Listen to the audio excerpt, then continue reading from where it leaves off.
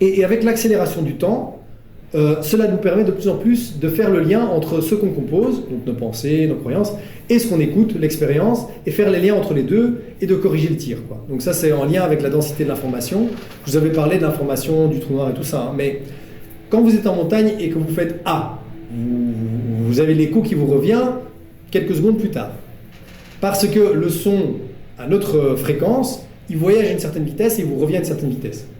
Si vous faites ça avec des ondes radio ou des ondes très très rapides, c'est instantané, ce rebondissement, d'accord? Et donc c'est au fur et à mesure que on s'enfonce de plus en plus loin dans le trou noir et que, entre guillemets, on est dans des densités d'informations plus grandes, cette espèce de retour de feedback entre nos pensées, on crée la réalité, puis on expérimente ce qu'on a composé nous-mêmes, il devient de plus en plus court, et donc on peut de plus en plus vite rectifier le tir, mais aussi de plus en plus vite s'autodétruire.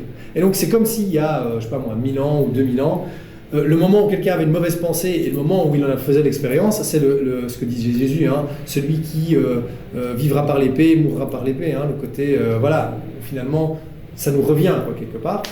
Le laps de temps était beaucoup trop long et donc vous ne faites pas le lien. Vous n'arrivez pas à voir que c'est vous-même qui avez fait créer ces problèmes. Mais comme maintenant on vit dans la densité de l'information plus grande, il y a une boucle de rétroaction qui est beaucoup plus rapide et donc on peut s'en rendre compte.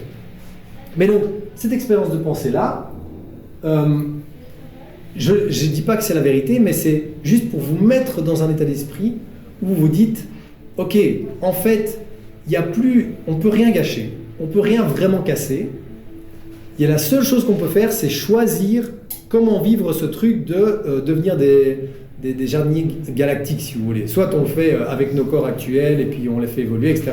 Soit on se détruit tous et puis nos consciences vont, avec la sagesse qu'ils ont acquise, informer des consciences plus larges qui vont recréer la vie via d'autres mécanismes. Il n'y a pas de comment dire, il n'y a pas de cul-de-sac dans l'infini, vous voyez ? Mais il y a juste l'expérience qu'on peut vivre, quoi.